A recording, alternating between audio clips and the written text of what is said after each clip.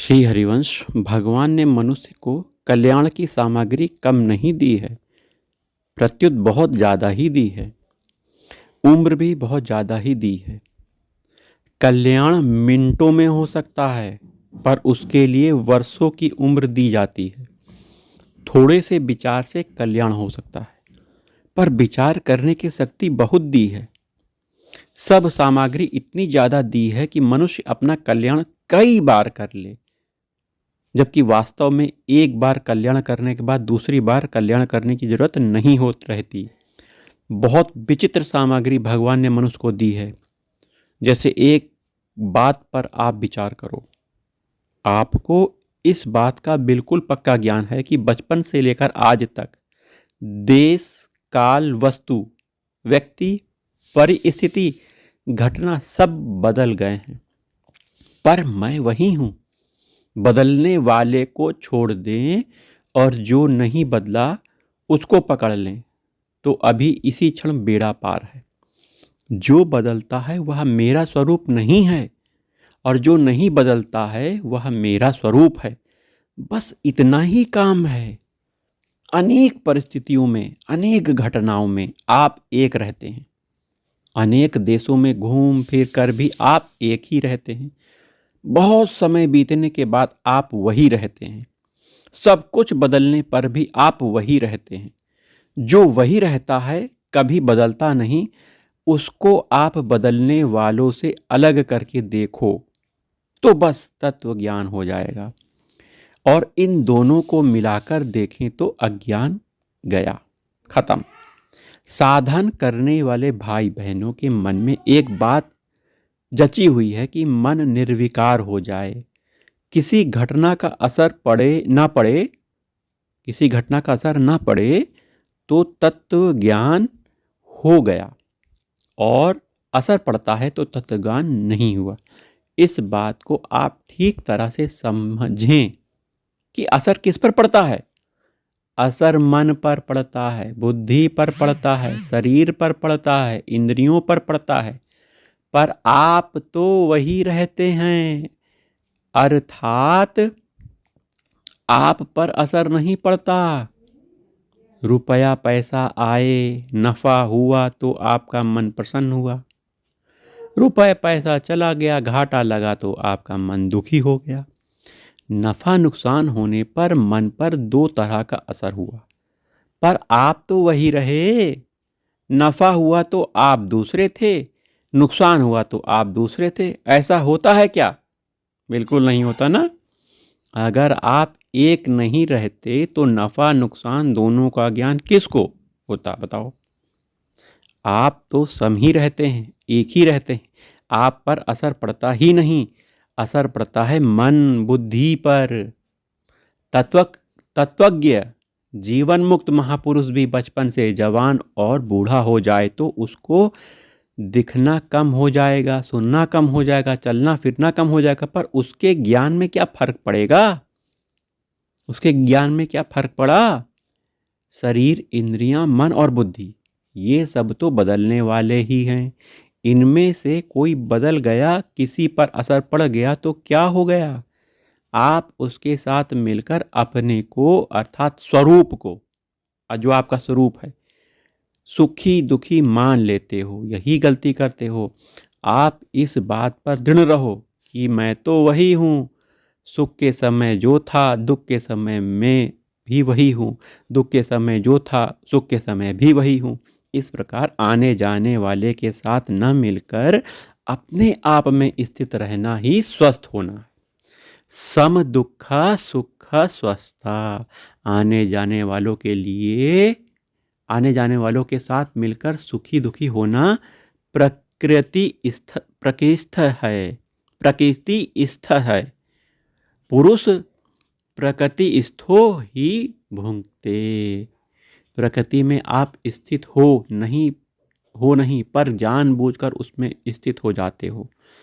आप ना सुख में हो, ना दुख में हो, ना लाभ में हो, ना हानि में हो, ना किसी ज्ञान जन्म में हो, ना किसी मरण में हो। आप इस सब से अलग हो।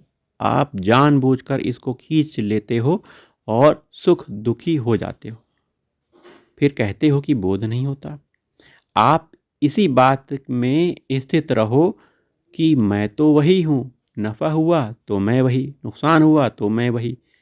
आप स्व में अर्थात अपने आप में स्थित हो जाओ। बस स्व सदा ही निर्विकार है। स्व में कभी विकार होता ही नहीं। विकार अंतःकरण में होता है। उसके साथ मिलकर आप भी अपने में विकार मान लेते हो और सुखी दुखी होते रहते हो। आपके मन में अच्छी आ जाए, मंदी आ जाए, शोक हो जाए, चिंता हो जाए, हर्ष हो जाए, राग हो जाए, द्वेष हो जाए, ये सब होने पर भी आप अपने में स्थित रहो।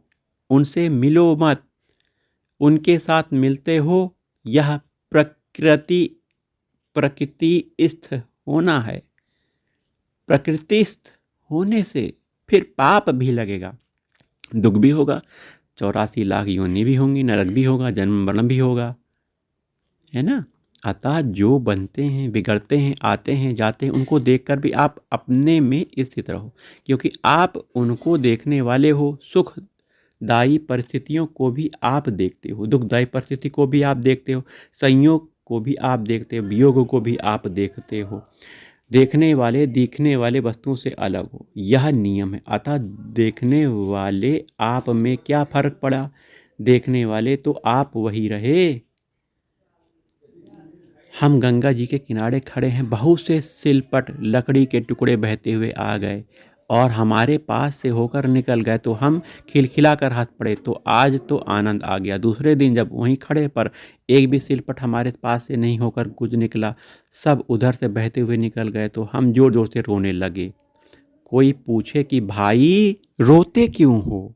हम तो हम बोले कि आज एक भी सिलपट हमारे पास से नहीं निकला। आप विचार करो, सिलपट हमारे पास से निकले अथवा दूर बह जाए, उससे हमारे पर क्या फ़र्क पड़ा? हम सिलपट को छूते ही नहीं, सिलपट हमारे पास रहता ही नहीं। वह तो बहता है और एक जगह हम खड़े हैं, परंतु पास से होकर बह गया तो राजी हो गए, दूर होकर बह गया तो रोने लगे। यह मूर्खता तो हुई। ऐसे ही आपके यहाँ बेटा हुआ तो आप राजी हो गए, बेटा मर गया तो रोने लगे। किसी दूसरे आदमी के यहाँ लड़का हुआ और मर गया, पर तब आप क्या रोते नहीं? उसके यहाँ धन आ गया और चला गया, पर क्या आप रोते हो? आपके यहाँ धन आकर चला गया तो क्या आप रोते हो? आपके पास पहले था नहीं, बीच में हो गया, फिर चला गया, तो क्या आप पहले जैसे थे वैसे ही हैं? फिर रोना किस बात का?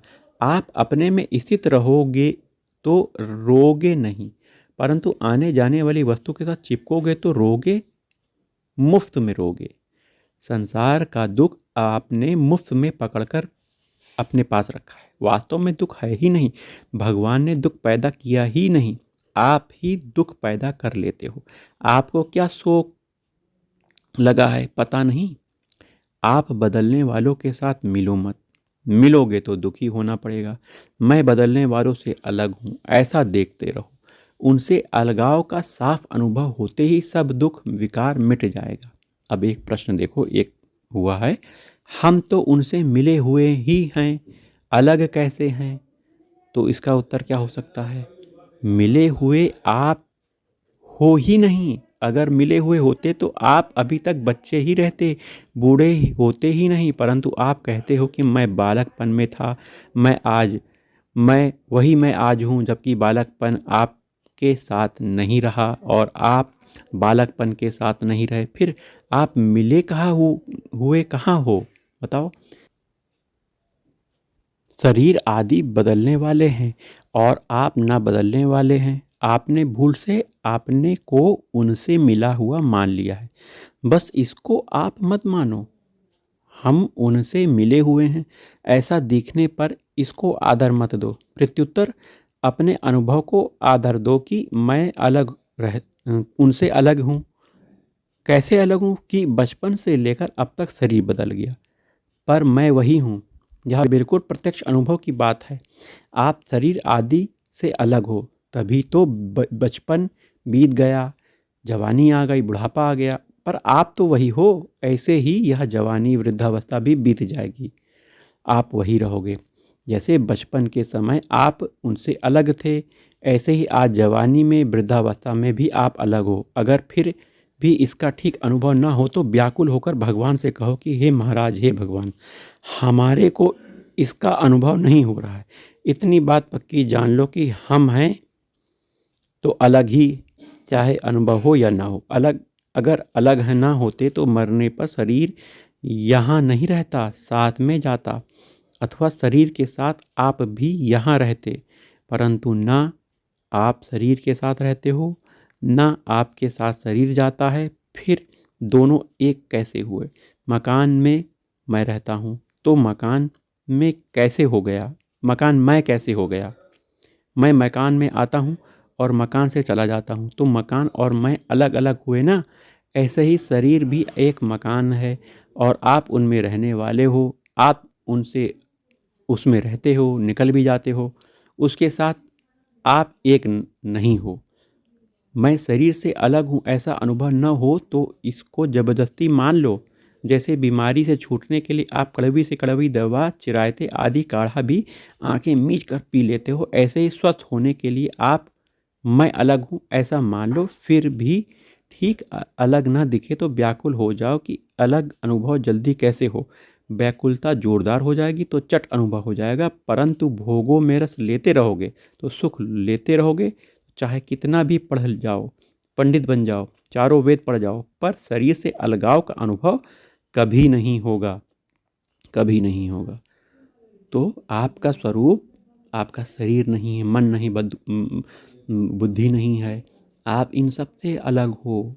आप भगवान के स्वरूप हो। अपने स्वरूप को पहचानो। आप भगवान के अंश हो, है ना। और आपको भगवान की प्राप्ति करनी है। इस शरीर को साधन बनाओ, खूब भगवान का भजन करो। भगवान का भजन करोगे तो यह स्थिति जल्दी आ जाएगी कि मैं शरीर से अलग हूँ। श्री हरिवंश, श्री हरिवंश।